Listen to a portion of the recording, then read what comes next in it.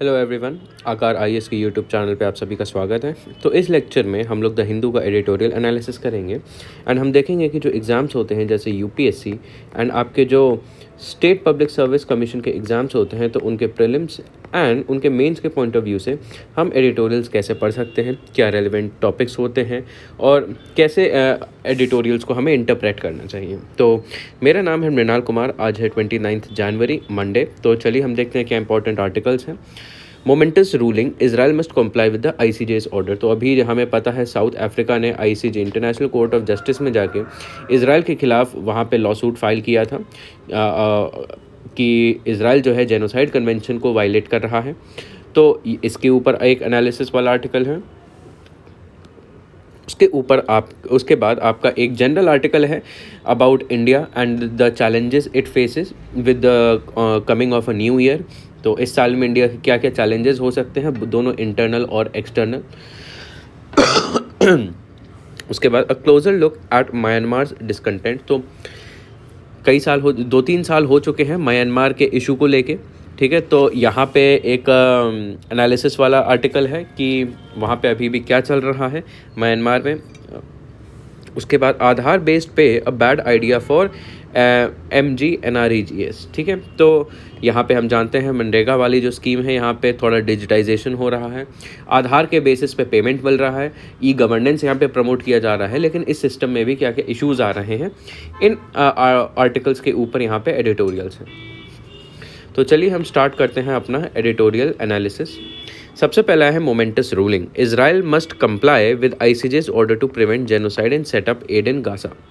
तो सबसे पहले इसकी अगर रेलेवेंस की बात करें, रेलेवेंस में देखिए अगर प्रीलिम्स की अगर बात करें तो यहाँ पे गाजा की बात हो रही है, ठीक है, इजराइल की बात हो रही है। एंड अक्सर देखा गया है प्रीलिम्स में जब भी जियोपॉलिटिकल कॉन्फ्लिक्ट्स होते हैं तो उनका जोग्राफिकल पर्सपेक्टिव जो होता है वो इम्पॉर्टेंट हो जाता है, पॉलिटिकल जो मैप जो होता है उसका इम्पॉर्टेंट हो जाता है। तो आपको मैपिंग के एस्पेक्ट से, इस एरिया के मैपिंग के एस्पेक्ट से चीज़ें पता होनी चाहिए, कौन सी कंट्री कहाँ पर है, कौन सी कंट्री जो है नेबरहुड में है इनकी, और कौन कौन से अदर इम्पॉर्टेंट जोग्राफिकल फीचर्स हैं।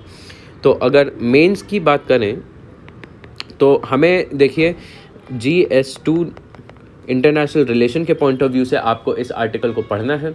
तो ये आपका जो वो पोर्शन है कि effects of policies of developed and developing countries on India. तो इस पे इंडिया, इन सब चीज़ों का इंडिया पे कैसा फ़र्क पड़ेगा।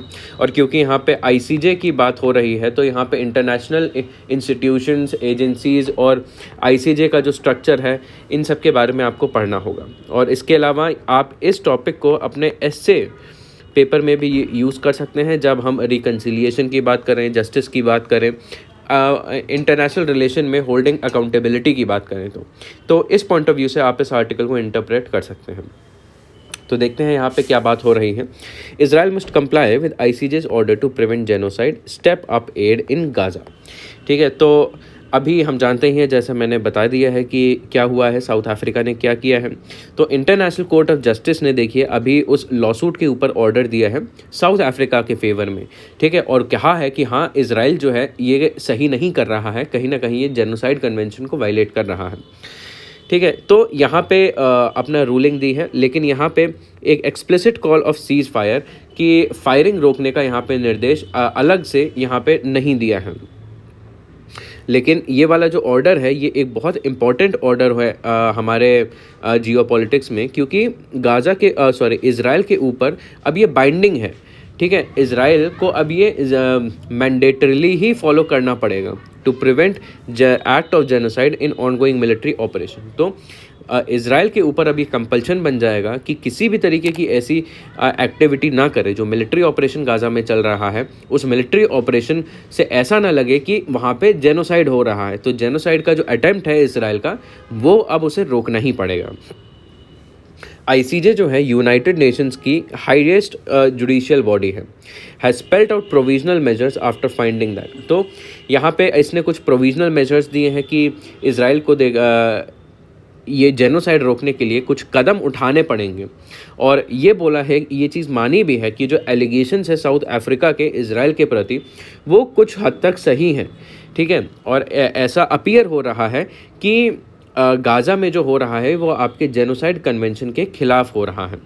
तो यहाँ पे बात करी है South Africa which took extraordinary responsibility of making Israel accountable stands vindicated as ICJ accepts its standing to approach the court and found its preliminary submission tenable। तो यहाँ पे बात करी है कि साउथ अफ्रीका है इसराइल को अकाउंटेबल होल्ड करने के लिए इंटरनेशनल कोर्ट ऑफ जस्टिस में जाता है, जहाँ पे ICJ इस फैक्ट को रिकॉग्नाइज करता है और इसराइल को अकाउंटेबल होल्ड करता है और फैक्ट देखता है कि फैक्ट जो हैं ये साउथ अफ्रीका का क्लेम सपोर्ट कर रहे हैं। और यहाँ पे इसराइल को निर्देश दिया है ICJ ने कि तुरंत इफेक्टिव और इमीडिएट कदम उठाएं कि वहाँ पे अब जेनोसाइड नहीं, ह्यूमैनिटेरियन असिस्टेंस हो। जो वहाँ पे ह्यूमन राइट वायलेशन हो रहा है या लोग जो तकलीफ़ें सफ़र कर रहे हैं उनका सल्यूशन दिया जाए और लोगों को गाज़ा में अब बेसिक सर्विसेज इसराइल प्रोवाइड करें जिनको नुकसान हुआ है। यहाँ पे इसराइल और उसके जो मित्र राष्ट्र हैं उन्होंने ये हाईलाइट किया है कि यहाँ पे कोई भी एक्सप्लिसिट ऑर्डर नहीं है, कोई साफ निर्देश नहीं है कि यहाँ पे बस ये बोला है जेनोसाइड नहीं होना चाहिए, लेकिन इस ऑर्डर में ये नहीं बोला है कि इसराइल अपना मिलिट्री ऑपरेशन स्टॉप करे। तो यहाँ पे absence of an order to stop military action, तो ऐसा कोई ऑर्डर नहीं है, तो इसराइल जो चाहे अभी भी मिलिट्री ऑपरेशंस के थ्रू कर सकता है। It cannot be ignored that the order is tailored to achieving the object of preventing genocide, includes killing member of targeted group। तो यहाँ पे ये बताया गया है कि ऑर्डर जो है आया है ये पर्टिकुलरली जेनोसाइड होने से रोकने के लिए हुआ है, ऐसा मिलिट्री ऑपरेशंस को वो हॉल्ट नहीं करता है। तो यहाँ पे इसराइल को बताया गया है कि जो जेनोसाइड हो रहा है वहाँ पे उसको रोका जाए और बदले में उल्टा पैलेस्टाइन में जो गाज़ा जो जगह है वहाँ पे लोगों को जो हार्म पहुँचा है इस वॉर की वजह से उसके लिए कुछ कदम उठाएं, लोगों को ह्यूमैनिटेरियन एड दें और उनको जो बॉडीली और मेंटल हार्म हुआ है उसके प्रति कुछ कदम उठाएं। तो कहीं ना कहीं ये एक लीगल ऑर्डर तो है ही, बट ये मॉरल फोर्स भी कैरी करता है कहीं, स्पेशली फॉर इसराइल, ताकि जो उसने अटैक्स किए हैं वहाँ पे गाज़ा के हेल्थ फैसिलिटीज़ के ऊपर, सेफ़ एरियाज़ के ऊपर, वहाँ के डेंसली पॉपुलेटेड एरियाज़ के ऊपर, उस चीज़ को लेके अब इसराइल मॉरली अकाउंटेबल भी होल्ड किया जाए। उसके बाद बोला है the most of the provisional measures were favoured by 15 to majority. तो ये जो मेजर्स हैं प्रोविजनल मेजर्स हैं, अभी ऐसा कोई अलग से ऑर्डर नहीं दिया है, it's just a series of steps जो ICJ ने सजेस्ट किए हैं इसराइल को। तो ये जो पूरा प्रोसेस है ICJ का, इसे एक ह्यूज मेजॉरिटी के साथ वहाँ पे सपोर्ट किया गया था और कई सारे जो जजेस थे उन्होंने डायरेक्टली मिलिट्री इन्वॉल्वमेंट को लेके नहीं बोला था। एंड कहीं ना कहीं ये वाला जो ऑर्डर है अब आता है ICJ का रूलिंग है जो बाइंडिंग है, it makes it difficult for Israel to choose a policy of deliberate non compliance. तो अब अगर इसराइल चाहे भी कि इस ऑर्डर को इग्नोर कर दे तो वो नहीं कर सकता, क्योंकि खुद इसराइल इसका सिग्नेटरी है और इसराइल के ऊपर ये बाइंडिंग होता है। और यहाँ पे बोला है द वर्ल्ड शुड गोड Israel into complying with the measures, की पूरी दुनिया को अब इसराइल को परसुएड करना चाहिए कि इसराइल इन जो इंटरिम मेजर्स हैं उनको फुलफिल करे while carrying out legitimate military operations. तो यहाँ पे किसी ने ये नहीं बोला है कि इसराइल अपना मिलिट्री ऑपरेशन रोक दे, इसराइल को टेररिज्म फाइट करने के लिए अपना मिलिट्री ऑपरेशन जारी करना पड़ेगा, लेकिन साथ ही साथ जो आम लोगों को नुकसान पहुंच रहा है उनको उनके सल्यूशन के भी, उनके रिलीफ के लिए भी और स्टेप्स लेने पड़ेंगे। The part of the ruling that asks for a report in 1 month और steps taken to implement can only mean that Israel has to demonstrate progress. तो इसी के साथ इस रूलिंग में ये भी इसराइल से कहा गया है कि इसराइल को कदम उठाने पड़ेंगे और सिर्फ यही नहीं करना पड़ेगा, कदम उठाने के बाद ICJ को एक रिपोर्ट भी देनी पड़ेगी कि बताइए आपने क्या क्या कदम उठाए एंड इससे क्या क्या बेनिफिट हुआ और इसमें इसराइल ने कितना कंप्लाई करा। तो इससे पता चलेगा कि असल में इसराइल का कितना सीरियस है इस चीज़ को लेकर। और उसी के साथ एक अनफॉर्चुनेट डेवलपमेंट, एक और बात सामने आई है कि जो यूनाइटेड नेशन की RWA है, रिलीफ एंड वर्क्स एजेंसी है, तो इसके ऊपर आरोप लगा है कि इसके कुछ इज़राइल ने इसके ऊपर आरोप लगाए हैं कि इसके जो 12 स्टाफर्स हैं, कि 12 लोग इस एजेंसी में जो काम कर रहे हैं, इन्होंने अक्टूबर 7 वाले अटैक में उल्टा गाज़ा की बल्कि हमस की काफ़ी हेल्प करी थी। There is no time to defund or wind down humanitarian work even as probe into their role is necessary. तो यहाँ पे एक ये एडिशनल इंसिडेंट हुआ है। तो ये सारा अभी आजकल के टाइम में करंट डेवलपमेंट चल रहा है जो आपको पता होना चाहिए। उसके बाद है सेरेमनी सब्सटेंस। तो अभी हम जानते हैं कि 26 जनवरी को फ्रांस इमैनुअल मैक्रोन जो है वहाँ के प्रेसिडेंट हैं, इंडिया में आए थे इंडिया के रिपब्लिक डे सेलिब्रेशन में, एंड उससे रिलेटेड हमने फ्रांस के साथ मीटिंग्स कंडक्ट करी। तो ये वाला जो आर्टिकल है आपका बेसिकली इंडो फ्रेंच रिलेशन को एग्जामिन करता है based upon the recent interaction. तो अगर ये जो आर्टिकल है ये आपका मोस्टली मेंस ओरिएंटेड आर्टिकल है for international relation in GS2, ठीक है। तो इसमें भी जैसे आपके इंडो फ्रेंच रिलेशन जो हो गए उसके पॉइंट ऑफ व्यू से आप इसको पढ़ेंगे, ठीक है। तो चलिए हम आगे देखते हैं इसमें क्या कहा कि अभी जो शो ऑफ सिंबॉलिज्म हुआ था कि इंडिया ने फ्रांस को इनवाइट किया था, कि फ्रांस को इनविटेशन दिया गया था प्रेसिडेंट इमैनुअल मैक्रोन को, जिन्होंने लास्ट वीक विज़िट किया था। तो ये काफ़ी ज़्यादा सिंबॉलिक और सेरेमोनियल था रादर दैन अबाउट सब्सटेंस। तो ये एक टाइप का आप कह सकते हैं दिखावा ज़्यादा था रादर दैन कुछ actual outcome with India France relation. तो mister Macron, 6th French president to grace the republic day, stepped into the breach when US president Joseph Biden declined the invitation. तो फ्रांस को जो invitation मिला है, कोई ये जो है 6th फ्रेंच प्रेसिडेंट है जो इंडियन की रिपब्लिक डे परेड में इनवाइट हुए हैं, और ये तब आए जब यूनाइटेड स्टेट्स के जो प्रेसिडेंट हैं जोसेफ बाइडेन, इन्होंने आने से इनकार कर दिया।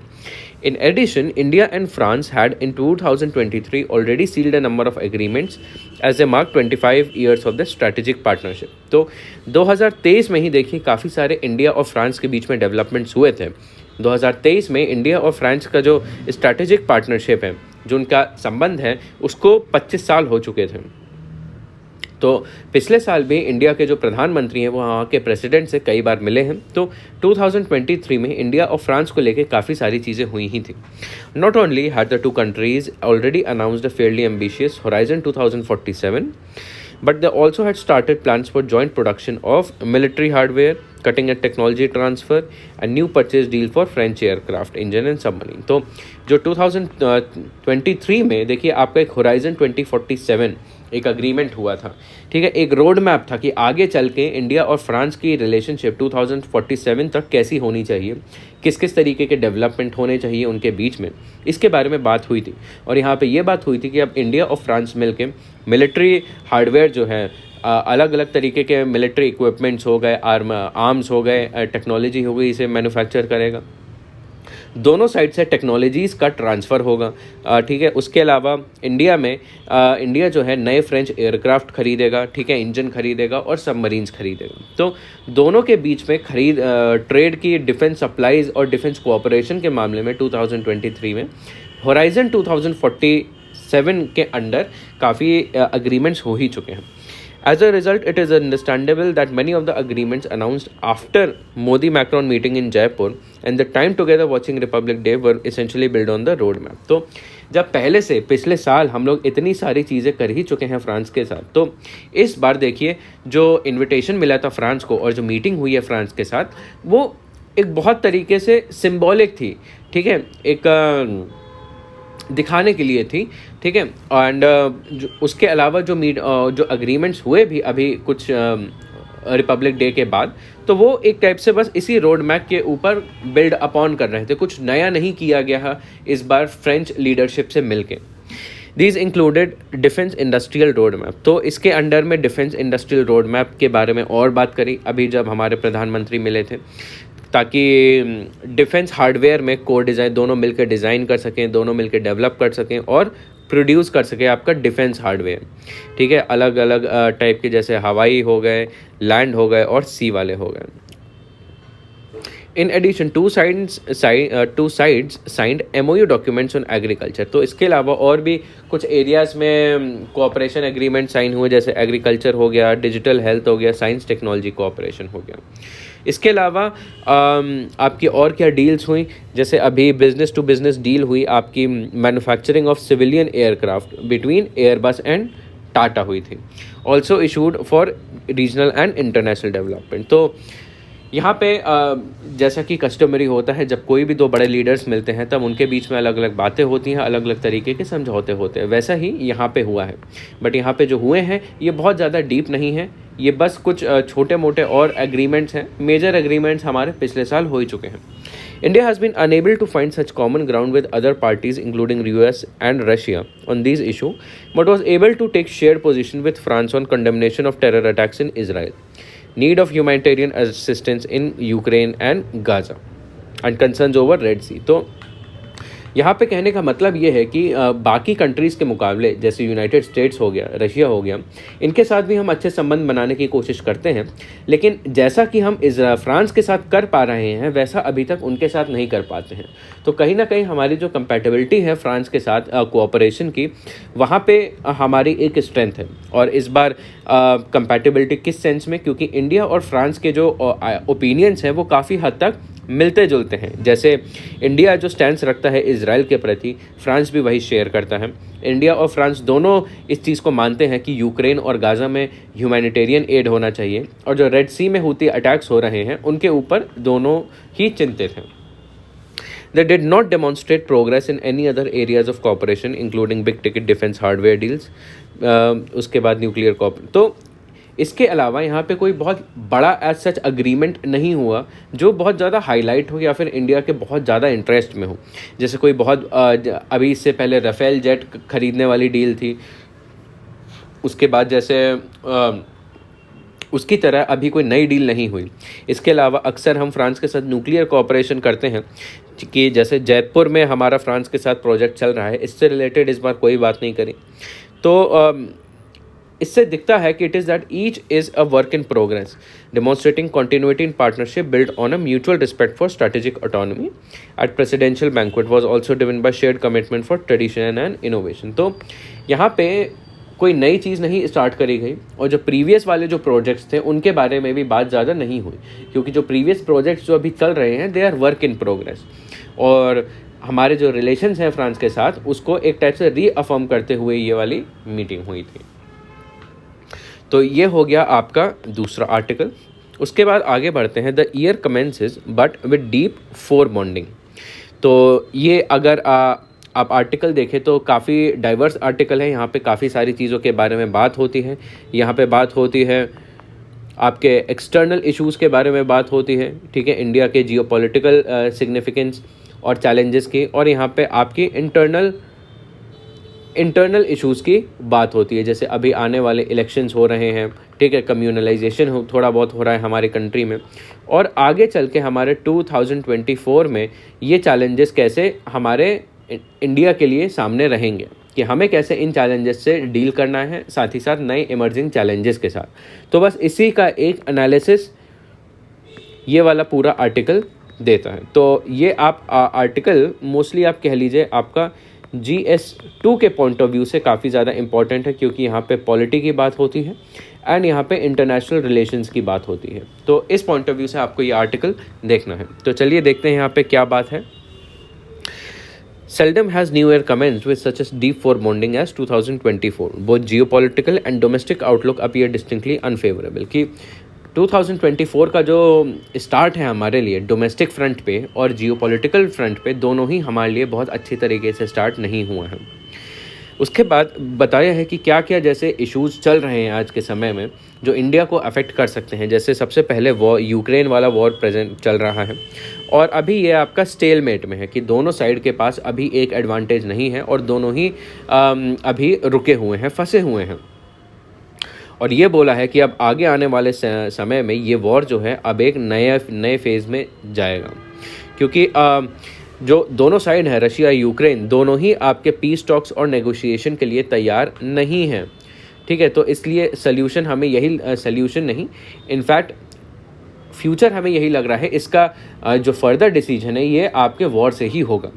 Danger is that one side or the other might be tempted to escalate matters in the favour by resorting to still more dangerous weapons available in their armoury, not excluding nuclear. तो दोनों countries जो हैं stalemate में हैं, almost दोनों एक ही situation में हैं, फंसे हुए हैं, ठीक है। और दोनों शांति की बातें नहीं कर रहे हैं, ना ही एक दूसरे से कोई भी नेगोशिएशन कर रहे हैं। आगे यही लगता है, आगे ये वॉर कैसे बढ़ सकता है जब दोनों कंट्रीज़ और भी ख़तरनाक तरीके के हथियार वॉर में इस्तेमाल करें, और ये न्यूक्लियर भी हो सकता है। और ये बताया है कि ये बहुत ऑब्वियस है, कि बहुत अंडरस्टैंडेबल है कि दोनों में से कोई भी साइड जो है पीछे नहीं हटने वाला। कि अगर रशिया पीछे हटता है तो इससे एक टाइप से रशिया का जो रिस्पेक्ट है वो कहीं ना कहीं पूरी दुनिया में हर्ट होगा, ठीक है। और इसको एक टाइप से वेस्ट का एक बहुत बड़ा विक्ट्री माना जाएगा, ठीक है। तो रशिया ये नहीं होने दे सकता। और अगर यूक्रेन अगर पीछे हटता है, यूक्रेन और नेटो जो है पीछे हटता है या हटता है, और अगर रशिया के बताए हुए टर्म्स को एक्सेप्ट करता है, तो कहीं ना कहीं इससे नेटो के ऊपर अब सवाल खड़ा हो जाएगा कि नेटो फाइनली उन अपने मित्र राष्ट्रों को प्रोटेक्ट कर पा रहा है कि नहीं। तो यहाँ पे सबसे पहला आपका चैलेंज ये है। उसके बाद बात होती है यहाँ पे वेस्ट एशिया के बारे में। वेस्ट एशिया और मिडिल ईस्टर्न कंट्री जैसे ईरान हो गया, सऊदी अरेबिया हो गया, सीरिया हो गया, इराक हो गया, ठीक है। तो यहाँ पे बताया है कि वेस्ट एशिया में भी सिचुएशन अब काफ़ी डिफ़िकल्ट होती जा रही है, स्पेशली आपका जो इज़राइल हमास का जो कॉन्फ्लिक्ट है उसके चलते। एंड ये जो कॉन्फ्लिक्ट है अब बाकी और रीजन्स में अलग अलग तरीके से फैल रहा है, ठीक है। जैसे हूतीज़ जो हैं वो शिप्स पे अटैक कर रहे हैं, ठीक है। सीरिया आपका जो लेबनान है वहाँ पे इश्यूज़ चल रहे हैं। आपका ईरान पाकिस्तान के बीच में अब चलने लगा है, कि अभी रिसेंटली आपका ईरान और पाकिस्तान के बीच में स्टैंड ऑफ हुआ था। एंड ये दिखाता है कि अगर इज़राइल हमास का जो कॉन्फ्लिक्ट है आपका एक प्रेरी फायर की तरह पूरे रीजन में फैल सकता है, एक आग की तरह, एक कॉन्फ्लिक्ट की आग की तरह और ज़्यादा स्प्रेड हो सकता है, और ये पूरी दुनिया के लिए अच्छे कॉन्सिक्वेंस नहीं क्रिएट करेगा। Iran is in the meantime displaying an aggressive mien and Arab monarchies are preparing for the worst. Iran is encouraging the Houthis in Yemen to attack United States and foreign ships, while encouraging open warfare with both Iraq and Pakistan, also accusing Pakistan of instigating terror groups located within their country to attack Iranian target। तो अगर Iran की बात देखें तो Iran का यहाँ पे क्या रोल है, ईरान जो है काफ़ी ज़्यादा अग्रेसिव बिहेवियर दिखा रहा है, ठीक है। और बाकी जो कंट्रीज़ हैं वो भी अब इस तरीके के बिहेवियर से डील करने के लिए तैयार हो रहे हैं। कैसे? जैसे ईरान जो है येमेन के जो हूती रेबल हैं उनको काफ़ी ज़्यादा भड़का रहा है ताकि वो यूनाइटेड स्टेट्स की शिप्स पे अटैक करें और बाकी फॉरेन शिप्स पे अटैक करें। ईरान जो है अब एक टाइप से खुले में वॉर करने की कोशिश कर रहा है, ओपन वॉरफेयर कर रहा है आपके इराक के साथ और पाकिस्तान के साथ, और पाकिस्तान के ऊपर आरोप कर रहा है कि लगा रहा है कि पाकिस्तान जो है ईरान के अंदर जो रेबल्स हैं, टेररिस्ट हैं, उनको भड़का रहा है ताकि वो टेररिस्ट ईरान को और अटैक करें। तो इसका देखिए परिणाम ये है कि जो वेस्ट एशिया है जो हमेशा समस्याओं से घिरा हुआ है, तो वो समस्याएं जो हैं और भी उभर के आ रही हैं। और US diplomacy, which has been largely confined to steps such as sending its sixth fleet to the region, is making little impression। तो अभी तक देखिए समस्याएं जो है बढ़ती जा रही हैं। अभी तक क्या होता था, यूनाइटेड स्टेट्स जो है इन समस्याओं से डील करने के लिए अपना कोई ना कोई आर्मी या फिर कुछ भेजता था, लेकिन यूनाइटेड स्टेट्स भी अब ज़्यादा इंटरफेयर नहीं कर रहा। तो यहाँ पे कोई भी पीस इस्टेब्लिश करने के लिए एफर्ट्स नहीं ले रहा, तो आगे चल के यहाँ पे काफ़ी ज़्यादा और समस्याएं आ सकती हैं। The Indo-Pacific region may appear less incendiary as of now, but there are several underlying tensions that could turn the situation explosive during the year। तो हमने बात कर ली अभी वेस्ट एशिया के बारे में, अब बात यहाँ पे होती है आपकी इंडो पैसिफिक रीजन के बारे में, ठीक है, कि इंडिया जिसका हिस्सा है। यहाँ पे ऑथर कह रहे हैं कि अभी तक इंडो पैसिफिक वाला जो एरिया है ये काफ़ी ज़्यादा शांत लग रहा है, बट ऐसा लगता नहीं इस साल में आगे चल के ये इतना ही शांत रहेगा। क्यों? उसके भी काफ़ी रीजन्स हैं। कि सबसे पहला है ताइवान में इलेक्शंस होने वाले हैं। इलेक्शंस अभी हुए हैं और यहाँ पे जो लीडर उभर के आए हैं ये एक एंटी चाइना डिस्पेंसेशन है। जो गवर्नमेंट है वो चाइना को फेवर नहीं करती। कौन है वो? लाई चांग ती is on record stating that his mission is to defend Taiwan from intimidation from China, protect its democratic way of life। तो चाइना जो है वो उसका ऑब्जेक्टिव है कि ताइवान उसको अपने में इंटीग्रेट करना है। चाइना जो है ताइवान को चाइना का ही हिस्सा देखता है, लेकिन ताइवानीज़ जो होते हैं वो अपने को चाइना से अलग देखते हैं और खुद को दूसरा देश मानते हैं।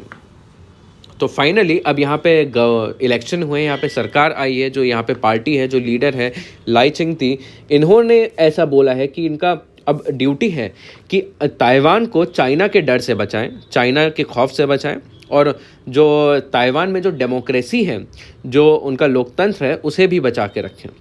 China is least likely to take kindly to this, though it may not be provoked into taking any preemptive steps just yet। तो ये जो है ये चाइना को काफ़ी ज़्यादा भड़का सकता है, लेकिन ऐसा ज़रूरी नहीं है कि चाइना इसके ऊपर सीधे कोई वॉर जैसा या अग्रेसिव स्टेप अभी ले, हो सकता है आगे ले सकता है। Nevertheless, an anti-mainland China government in Taiwan could well act as a lightning rod। कि ये जो एंटी चाइना गवर्नमेंट अब यहाँ पे आ गई है, अब ये एक टाइप से कैटलिस्ट बन सकती है आगे के इंसिडेंट के लिए। इसकी वजह से और आगे की चीज़ें पॉसिबल हो सकती हैं कि जैसे क्या कि कई सारी कंट्रीज़ आपके ईस्ट एशिया में और साउथ ईस्ट एशिया में जो चाइना के ख़िलाफ़ हैं, अब वो ताइवान के साइड लेके चाइना को अपोज कर सकते हैं। जैसे फ़िलीपींस जो है अभी तक उसके चाइना के साथ अच्छे संबंध नहीं थे, और अब इससे फ़िलीपींस को थोड़ा मोटिवेशन मिल सकता है कि चाइना की तरफ और एग्रेशन दिखाएं। क्योंकि चाइना और फ़िलीपीन के अगर डिस्प्यूट देखें तो वो आपका साउथ चाइना सी में है, और उनका डिस्प्यूट अलग अलग टापू जो है, अलग अलग आइलैंड्स हैं, उनके टेरिटरी को लेके हैं। ठीक है, तो यहाँ पे टेरिटोरियल इश्यूज़ हैं फ़िलीपीन और चाइना के बीच में, और यहाँ पे ताइवान बीच में आ रहा है जो फर्दर प्रोवोक कर सकता है। एंड अगर ऐसा हुआ, अगर यहाँ पे टेंशन्स और बढ़ते हैं इस सिचुएशन में, इंडो चाइना में, चाइना और बाकी सबको लेके, तो अब उससे पूरे रीजन में, पूरे ईस्ट एशिया वाले और इंडो पैसिफिक रीजन में सबके जो है स्टेक्स बढ़ सकते हैं, सबका इन्वॉल्वमेंट आगे चल के हो सकता है। और यहाँ पे इस एरिया में पहले से चाइना को चैलेंज देने के लिए अब यूनाइटेड स्टेट्स जो है अपने कदम अपने रखने की कोशिश कर रहा है। एंड इसका जो कॉन्सिक्वेंस ये होगा कि उस एरिया में तो टेंशन होगा, वैसे ही बाकी एरियाज़ में भी टेंशन्स फैलेंगे, इश्यूज़ फैलेंगे। जैसे इजराइल हमास का जो टेंशन है वेस्ट एशिया में फैल रहा है, तो यहाँ पे इंडिया के लिए ये इशू हो जाएगा, क्योंकि इंडिया भी इसी रीजन में आता है। अब देखिए यहाँ पे इंडिया की प्रॉब्लम बात करी है कि अभी तो बात कर रहे थे हम कि दुनिया में क्या क्या इश्यूज़ चल रहे हैं 2024 से रिलेटेड, और आगे चल के क्या इश्यूज़ हो सकते हैं। अब पर्टिकुलरली हम लोग बात करते हैं इंडिया के पर्सपेक्टिव में कि इंडिया के लिए इंटरनल और एक्सटर्नल इश्यूज़ क्या हो सकते हैं। तो सबसे पहले अगर हम एक्सटर्नल इश्यूज़ की बात करें तो ये बताया है कि 2024 में ऐसा नहीं होगा कि इंडिया के लिए सिचुएशन और आसान होगी, या इंडिया के पास कम इश्यूज़ होंगे। उसके बाद ये बोला है कि यहाँ पे जो टेंशन्स हैं इंडिया और चाइना के बीच में, जैसे बॉर्डर इश्यूज़ चल रहे हैं, बॉर्डर टेंशन्स बढ़ रहे हैं, वो और ज़्यादा बढ़ सकते हैं। ठीक है, चाइना में remain preoccupied with several of its other concern, but India cannot but remain strict vigil as China Indian border is concern. तो सबसे पहला देखिए इशू इंडिया के लिए 2024 में बन जाता है चाइना के साथ का जो बॉर्डर है उसको मैनेज करना।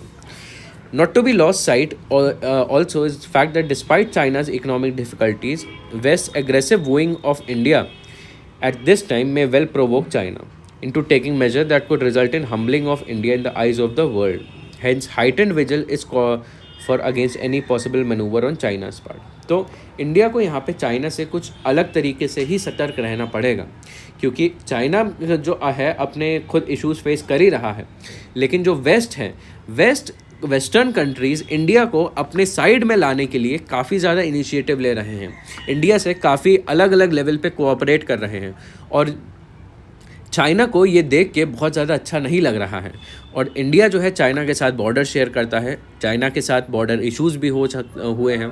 तो पॉसिबिलिटी है आगे चल के इंडिया और वेस्ट के बीच में जो ये करीबी बढ़ रही है, इसको रिटेलिएशन में चाइना कोई ना कोई बॉर्डर में एस्केलेशंस क्रिएट कर दे।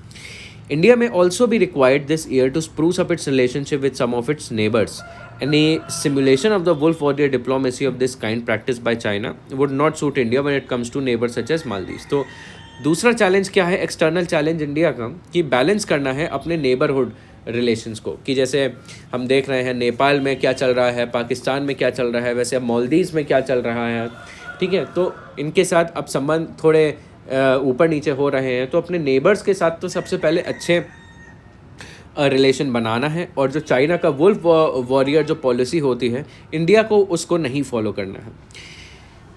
एंड इंडिया का जो ट्रेडिशनल पॉलिसी रहा है, ट्रेडिशनल पॉलिसी ये रहा है कि हर कंट्री के साथ इंडिया के अच्छे रिलेशंस हों, ना कि कुछ पर्टिकुलर सेट ऑफ कंट्रीज़ के साथ। और स्पेशली इंडिया के जो साउथ एशियन रीजन में जो कंट्रीज़ हैं, उनके साथ अच्छे रिलेशंस फॉलो होने चाहिए। एंड इसमें भूटान का एक बड़ा रोल आता है। Special category will need close attention. And कोशिश करनी है इंडिया को कि अब चाइना जो है भूटान की तरफ नज़र रखे हैं, ठीक है, ताकि भूटान में अब इंटरफेयर करे या उनके साथ अच्छे रिलेशंस बनाए और इंडिया को बैलेंस करे। तो यहाँ पे इंडिया को पहले से भूटान की तरफ अलग से ध्यान देना पड़ेगा। अब यहाँ पे इंटरनल प्रॉब्लम्स की बात होती है, इंटरनल प्रॉब्लम्स की बात करते हैं ऑथर। सबसे पहला है यहाँ पे, अब इस साल के मिड में आपके इलेक्शंस होंगे एंड इसकी वजह से और भी फर्दर इश्यूज़ जो हैं वो प्रोवोक हो सकते हैं, ठीक है।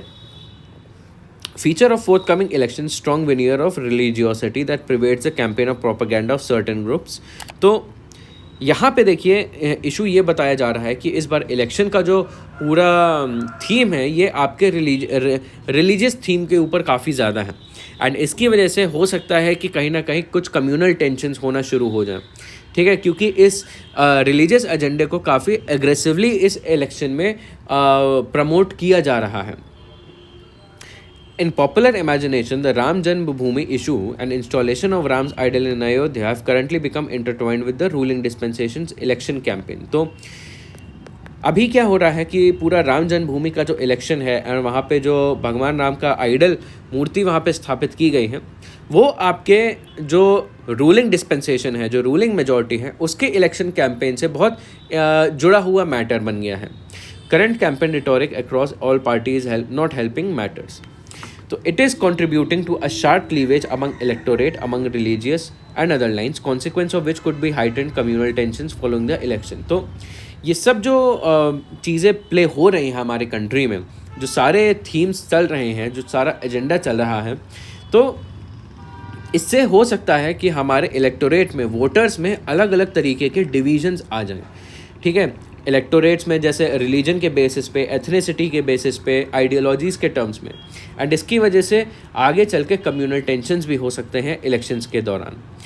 It is imperative after the election that care is taken to see that the situation does not get out of hand. तो यहाँ पे इंडिया का इलेक्शंस एक बहुत बड़ा चैलेंज बन जाता है कि यहाँ पे कम्युनल टेंशन्स और अलग अलग तरीके के इंटरनल इशूज़ हमारे हाथ से ना निकलें।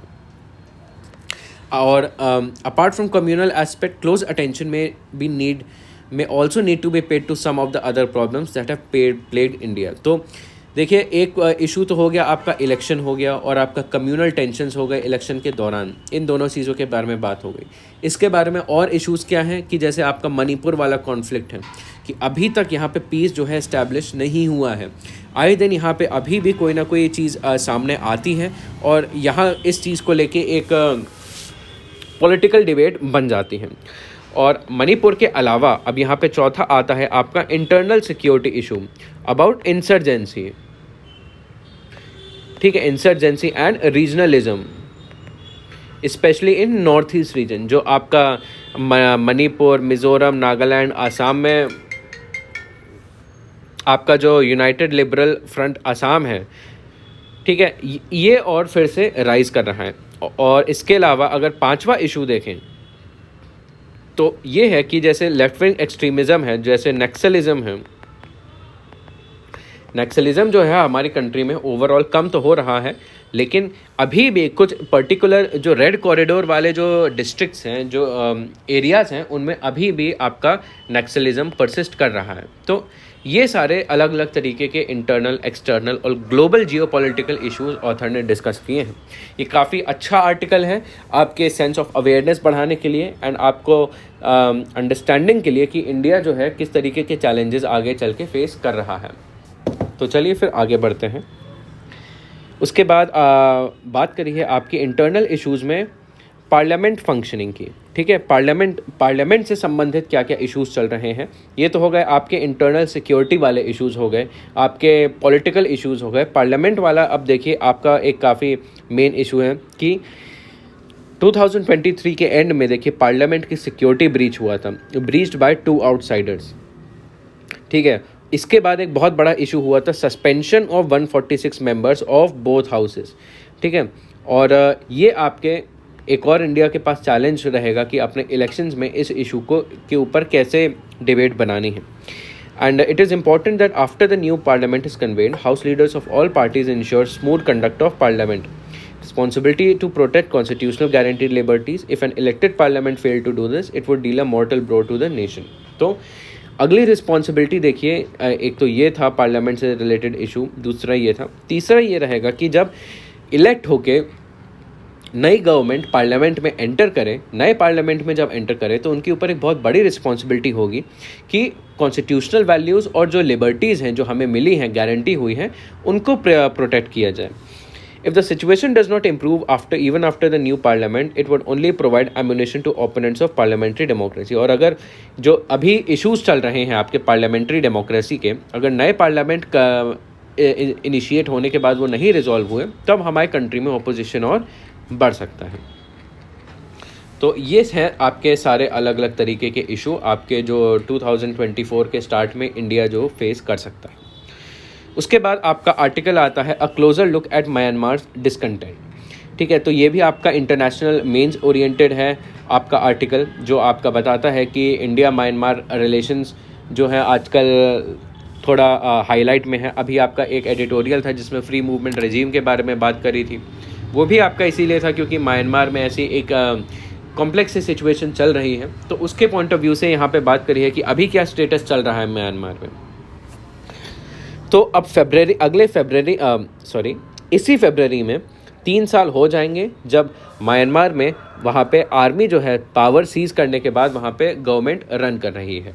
ठीक है, और जो आपके डेमोक्रेटिकली इलेक्टेड गवर्नमेंट है जिसको ऑंग सैन सू की रन कर रही थी, उनको रिप्लेस करके the coup prompted a massive civil disobedience movement. तो जब मिलिट्री ने वहाँ पे कब्जा किया, वहाँ पे ऑक्यूपाई किया, तब उसके बाद वहाँ पे बहुत बड़े स्तर पे सिविल डिसोबीडियंस मूवमेंट चला, जहाँ पे आपके deposed members of the parliament form national unity government and constituted the people's defence forces and called for an armed uprising. तो सिविल डिसोबीडियंस मूवमेंट किसने वहाँ पे लॉन्च किया था कि जो वहाँ पे पार्लियामेंट था, जब वहाँ के लोगों को डिस्पोज कर दिया, ठीक है, तो उन्होंने मिलके एक नेशनल यूनिटी गवर्नमेंट बनाया और अपना एक आर्म्ड ग्रुप बनाया, पीपल्स डिफेंस फोर्स, और उनकी मदद से एक आर्म्ड अपराइजिंग करी आपके मिलिट्री गवर्नमेंट के against. The fragile peace between major ethnic armed organizations and military collapsed as farmers' objective of establishing federal democracy was no longer feasible under army's dictatorship. तो ये जो PDF है और आपका NUG है, ठीक है, इन्होंने कोशिश करा कि सिचुएशन जो है रिस्टोर हो पाए एंड कुछ समय के लिए पीस इस्टेब्लिश रहा भी, लेकिन इन्होंने रियलाइज़ किया कि उनकी कंट्री म्यांमार में जब तक मिलिट्री डिक्टेटरशिप रहेगी तब तक फेडरल डेमोक्रेसी इस्टेब्लिश नहीं होगी। तो इसलिए ये जो कॉन्फ्लिक्ट है अब फिर से बढ़ने लगी है। Last October N alliance of the Arkan army, Myanmar national democratic alliance and Thang national liberal army launched coordinated attacks on military, inflicted massive losses on military and शान स्टेट। तो इसी को कंटिन्यू करते हुए पिछले साल अक्टूबर में क्या हुआ कि अलग अलग जो आर्म्ड फोर्सेस थे, आर्म्ड ग्रुप्स थे, अलग अलग एथनिक ग्रुप्स थे म्यांमार के, उन्होंने मिल के ग्रुप बनाया और जो आपका म्यांमार का शान स्टेट है उस पर बहुत बड़ा एक अटैक लॉन्च किया था लास्ट ईयर। तो ये हुआ था। उसके बाद है discontent and territorial loss. If one objective of the coup was to strengthen national unity, Myanmar military has failed spectacularly. मतलब जो मिलिट्री थी, म्यांमार मिलिट्री है, उसने जब कब्जा किया था म्यांमार की गवर्नमेंट के ऊपर, तो ये कह के किया था कि उनका उद्देश्य है कि म्यांमार की नेशनल यूनिटी, ठीक है, राष्ट्र एकता को बनाए रखना। लेकिन अभी तक देखा जाए तो ऐसा कुछ भी दिखाई नहीं दे रहा, बल्कि मिलिट्री के आने से जो म्यांमार के जो अलग अलग रीजन्स थे वो अलग और होने लगे हैं। बट और जो कंट्रोल है म्यांमार मिलिट्री का अलग अलग रीजन्स पे, वो अपना खोने लगी है।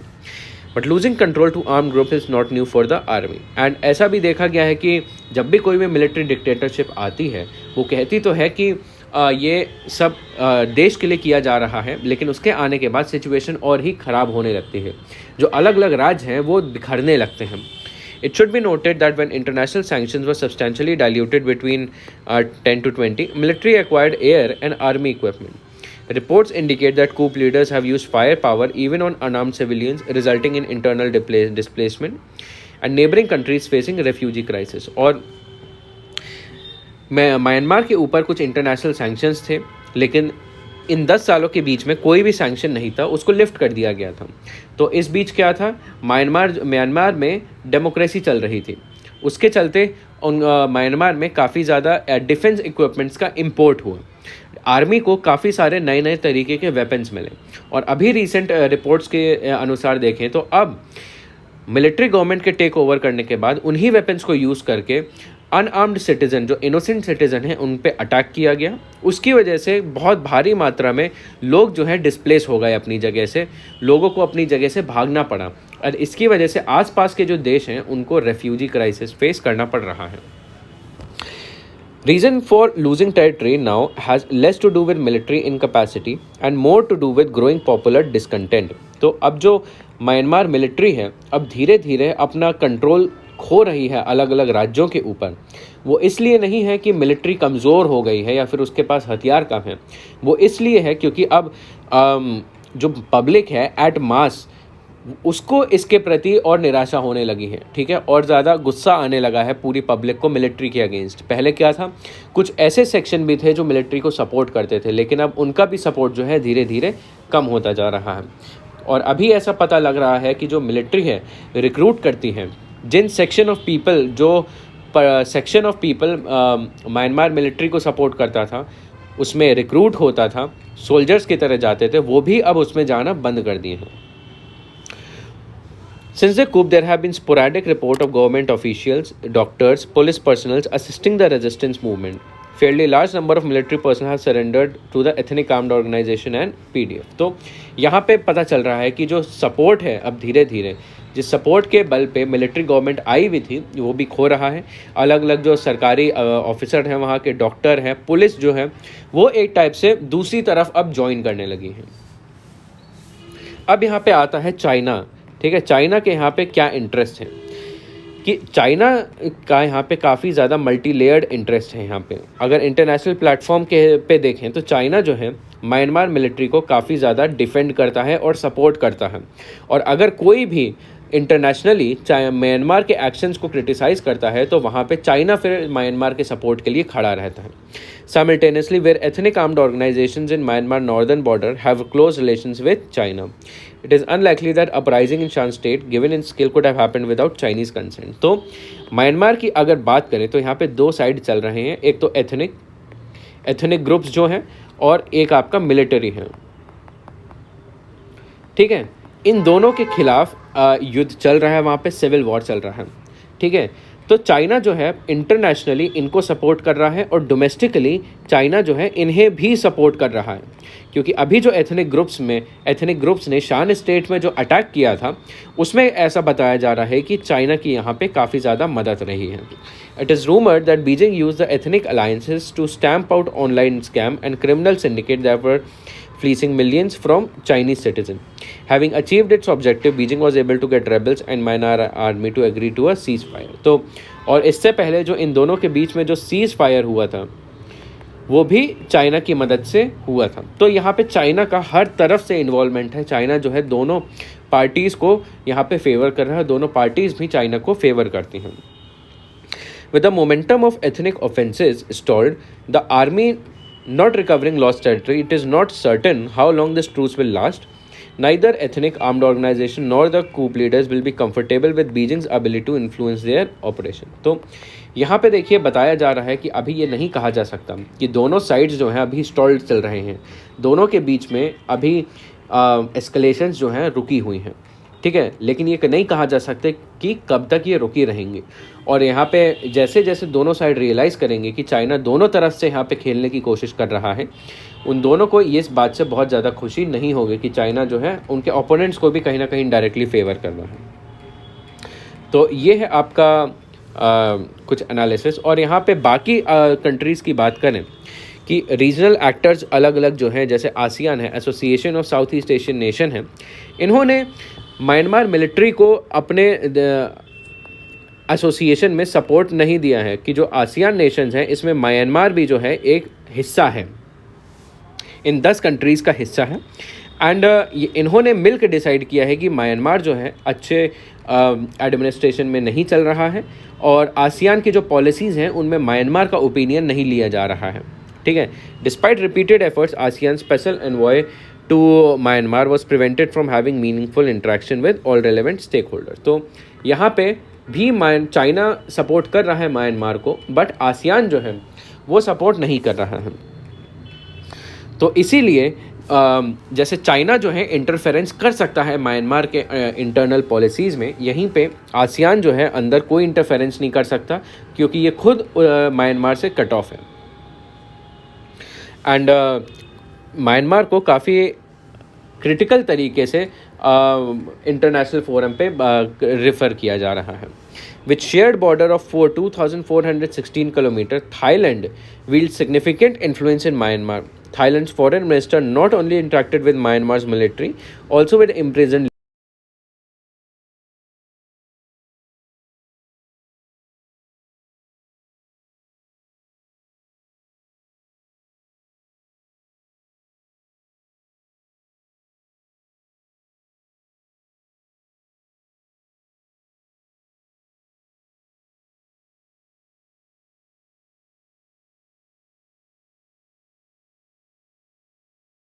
म्यांमार में, और यहाँ के जो इम्प्रेजेंट लीडर्स हैं, डेमोक्रेटिक लीडर्स हैं, इनके साथ भी यहाँ पे इंटरेक्शंस किया है। और यहाँ पे कोशिश कर रहा है थाईलैंड की कंट्री में जो ह्यूमैनिटेरियन इश्यूज चल रहे हैं उसको रिजॉल्व किया जा सके। अब यहाँ पे बात करते हैं कि इस पूरे कॉन्फ्लिक्ट में इंडिया का क्या रोल हो सकता है। India could also consider a more proactive humanitarian approach to provide support to displaced community in Myanmar। कि यहाँ पे इंडिया भी एक पॉजिटिव रोल प्ले कर सकता है कि ह्यूमैनिटेरियन सपोर्ट दे सकता है उन कम्युनिटीज़ को, जैसे रोहिंग्यास हो गए, ताकि उनको एक कुछ रिलीफ मिल पाए इस कॉन्फ्लिक्ट से। Could also reduce the inflow of refugees into India. तो कहीं ना कहीं इसके कोर इशू को एड्रेस करना पड़ेगा इंडिया को, और अगर करता है तो ये इंडिया के ही फेवर में हो भी सकता है। तो यहाँ पे बात कर रहा है कि इंडिया जब म्यांमार से इंटरेक्ट करे किसी भी तरीके से, तब यहाँ पे हमें 3 चीज़ों को ख़ास तरीके से ध्यान में रखने की ज़रूरत है, ठीक है। एक एक करके देखते हैं कि जैसे discontent against the coup show no signs of abating, ठीक है। The military often hinted at possibility of conducting elections under proportional representation but has failed to do so because inability to ensure stability in the country. कि वहाँ पे internal situation जो है काफ़ी ज़्यादा volatile है, ठीक है, इनस्टेबल है, और जो लोगों के बीच में एंगर है वो कम नहीं हो रहा है। तो ये सबसे पहली चीज़ इंडिया को कंसिडर करनी पड़ेगी। Despite absence of charismatic leader, meaningful international support resistance to coup has demonstrated considerable resilience over the past year. और इंडिया को दूसरी चीज़ ये ध्यान में रखनी पड़ेगी कि वहाँ पे कोई लीडरशिप नहीं है एंड कोई इंटरनेशनल सपोर्ट भी नहीं है, बट वहाँ पे जो इंटरनली जो मिलिट्री डिक्टेटरशिप के अगेंस्ट जो इशू वो सपोर्ट चल रहा है वो अभी भी रेजिलियंट है।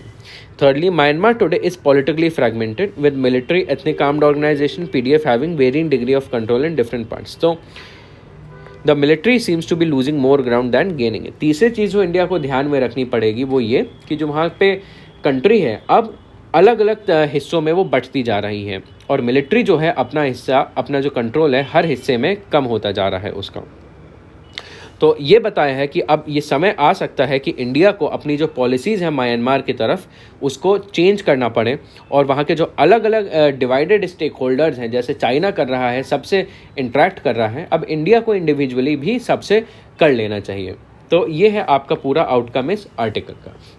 उसके बाद चलते हैं, देखते हैं आधार बेस्ड पे for a bad idea for MGNREGS। ठीक है, ये आपका पूरा का पूरा ई गवर्नेंस और उसके इश्यूज से रिलेटेड है, डिजिटाइजेशन से रिलेटेड है।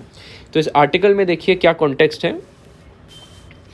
On January 1, 2024, Indian government made ABPS mandatory for wage payments under MGNREGS scheme, despite objection from workers and delay in implementation. तो आधार बेस्ड पे सिस्टम जो है ये आपका एक डिजिटल पेमेंट सिस्टम है जो आपके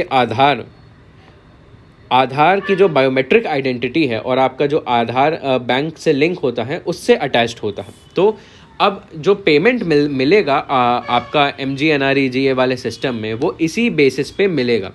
जो भी वर्कर इन सारी कंडीशंस को फुलफ़िल करता है उसे पेमेंट मिलेगा। लेकिन इसे अब लागू भी कर दिया गया है, बजाय इसके कि लोग इसके खिलाफ कुछ ऑब्जेक्शन कर रहे हैं और कह रहे हैं कि ये इम्प्लीमेंट नहीं हो रहा है, फिर भी ये अब इम्प्लीमेंट कर दिया जा चुका है। MGNREGS allowed 2 wage payment modes, account based using bank detail and Aadhaar based. तो यहाँ पे कोई भी अगर काम करता है MGNREG में, तो उसको जब पेमेंट मिलता है तो उसके पास 2 पेमेंट ऑप्शन होते हैं कि सीधे बैंक अकाउंट में ट्रांसफ़र कर दिया जाए या फिर आपके आधार डेटा को यूज़ करके ट्रांसफ़र कर दिया जाए। अब देखिए ये जो ABPS है, आधार बेस्ड पेमेंट सिस्टम है, इससे रिलेटेड इश्यूज़ क्या हैं। सबसे पहला तो है टेक्निकल ग्लिचेस। ठीक है, कि जैसे ये पूरा डिजिटल पेमेंट वाला सिस्टम है, लेकिन यहाँ पे काफ़ी ज़्यादा समस्याएं आ रही हैं, आपके ऑनलाइन समस्या आ रही हैं कि जैसे आधार कार्ड का सीडिंग नहीं हो पा रहा है, आधार कार्ड जो है बैंक से लिंक नहीं हो पा रहा है, एंड जो पूरी एक्सरसाइज है मैपिंग की, इसकी वजह से बहुत ज़्यादा समय लग रहा है एंड प्रोसेस नहीं पूरा हो पा रहा है। इसकी वजह से जो लोगों को पेमेंट जो मिलना चाहिए समय पे वो नहीं मिल पा रहा है। इसकी वजह से लोगों का डिलेड वेजेस हो रहा है, और जो अकाउंट में डिपॉजिट भी हो रहा है अमाउंट, वो भी सही तरीके से नहीं हो पा रहा है। और इसकी वजह से लॉस किसको हो रहा है, जो वर्कर्स हैं उनको अपना wage payment, daily wage payment नहीं मिल पा रहा है। उसके बाद है डिलीशन ऑफ जॉब कार्ड्स, कि लोगों का कहना है, सरकार का कहना है कि आधार के माध्यम से कुछ लोग ऐसा करते हैं कि जॉब कार्ड डुप्लीकेट कर लेते हैं। ठीक है, और वेज लेने के लिए एक ही व्यक्ति अलग अलग जॉब कार्ड रखता है और एक ही दिन में एक काम के लिए कई बार पेमेंट लेता है, तो एक इशू आता है। तो इसको ख़त्म करने के लिए ABPS लाया गया था, ताकि डुप्लीकेशन जो है जॉब कार्ड्स का वो ना हो सके। ठीक है, बट इसको लेके कोई भी पब्लिक ऑडिट नहीं होता है, कोई एविडेंस नहीं है इस चीज़ को लेके। और ये जो कहा जा रहा है कि जो प्रोसेस है डिलीट करने का डुप्लीकेट जॉब कार्ड, इसकी वजह से पूरा जो पेमेंट सिस्टम है वो और ज़्यादा डिले हो रहा है। उसके बाद है कि क्वेश्चनेबल बेनिफिट्स, कि इससे जो फ़ायदा हो रहा है, जो सरकार कहती है कि आधार आने की वजह से हम पेमेंट के डिले को और कम कर सकते हैं, और जो पेमेंट रिजेक्शन होता है बैंक अकाउंट में उसको कम कर सकते हैं। इसका कोई अभी तक एविडेंस नहीं मिल पाया है कि ये असल में सॉल्व हो रहा है कि नहीं। ठीक है, तो अभी तक आधार सिस्टम और अकाउंट बेस्ड सिस्टम में बहुत ज़्यादा डिफरेंस लग नहीं रहा है। तो इससे क्वेश्चन खड़ा होता है कि सरकार की जो पॉलिसी है ये सही है कि नहीं है। उसके बाद है आपका government misinterpretation. The ministry cites a research paper as endorsing Aadhaar ABPS, misinterprets its finding. Paper found no significant difference in payment dispute rejection between। तो गवर्नमेंट है जो अपने आर्गूमेंट्स दे रही है कि इससे हम डुप्लीकेशन कम कर लेंगे। ठीक है, इसके अलावा स्पीड बढ़ा देंगे। ठीक है, इसके अलावा सिक्योरिटी बढ़ा देंगे। ठीक है, और अलग अलग क्लेम्स जो गवर्नमेंट कह रही है, ये किसके आधार पे कह रही है, एक रिसर्च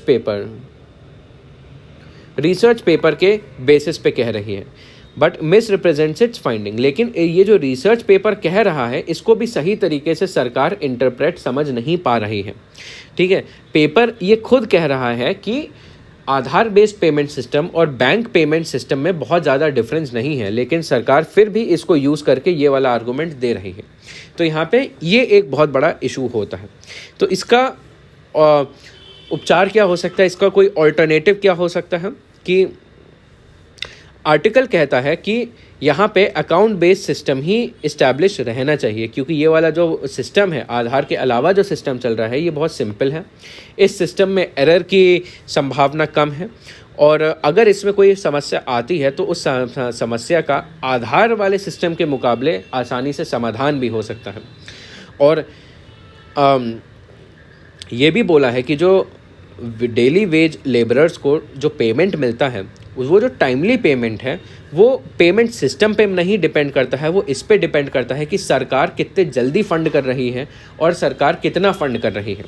तो overall that article argues that mandatory implementation of ABPS is unjustified due to technical challenges, questionable benefits and potential to harm genuine workers through job card deletion. कि जो मैंडेटरी इम्प्लीमेंटेशन किया है आपका 1 जैन से, ये असल में ज़रूरी नहीं था। ठीक है, क्यों? क्योंकि अभी इसमें काफ़ी ज़्यादा टेक्निकल चैलेंजेस आ रहे हैं, जो इसका फ़ायदा है उस पर सवाल उठ रहे हैं, और जॉब कार्ड, जो जेन्युइन जॉब कार्ड होल्डर्स भी हैं, उनके भी जॉब कार्ड डिलीट हो रहे हैं। और आखिरी में ये बोला है कि जो अकाउंट बेस्ड पेमेंट सिस्टम है, असल में वही इस्टेब्लिश रहना चाहिए। तो ये है आपका पूरा अंडरस्टैंडिंग इस पूरे आर्टिकल के बारे में। तो आई होप आपको आज का लेक्चर यूज़फुल लगा हो। अगर आपको कोई भी इशू हो तो आप कमेंट में पूछ सकते हैं, उसका आपको जवाब मिल जाएगा। Till then, see you in the next editorial. Thank you.